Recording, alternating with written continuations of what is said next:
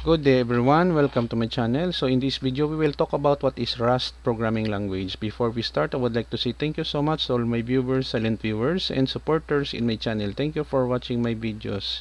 If you are new with my channel and then you like this video, please hit the like button. Don't forget to share and please support my channel guys by clicking the subscribe button. So let's begin. What is Rust programming language? Rust is a systems programming language known for its focus on safety, performance, and concurrency. It was created by Mozilla at first release in 2010.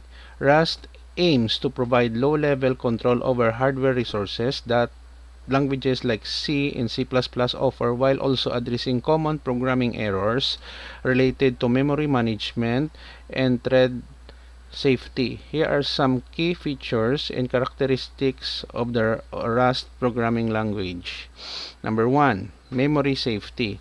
Rust's most prominent feature is its ownership system, which enforces strict rules about how memory is allocated, used, and deallocated.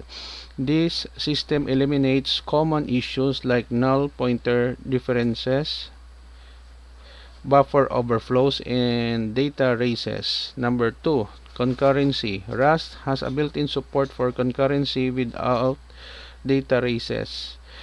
It uses a model based on ownership and lifetimes to ensure that multiple threads can safely access data. This makes it easier to write concurrent and parallel programs. Number 3, system programming.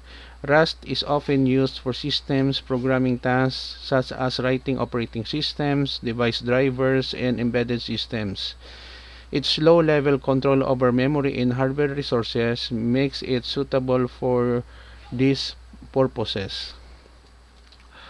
4, zero-cost abstractions. Rust provides high-level abstractions without sacrificing performance. This means that developers can write code in a more abstract and expressive manner, but the resulting compiled code remains highly efficient, similar to C and C++. Number 5, safety without a garbage collector. Unlike many other modern languages that use garbage collection for memory management, Rust achieves memory safety at compile time. This means there's no runtime overhead associated with garbage collection, making Rust suitable for performance-critical applications. Number 6, ownership model. Rust introduces the concept of ownership, borrowing, and lifetimes. These concepts allow you to track how data is used and ensure that it is accessed safely by different parts of your code. Number 7, cargo. Rust comes with a package manager called Cargo, which simplifies project management, dependency management, and building. Cargo makes it easy to create, test, and publish Rust projects.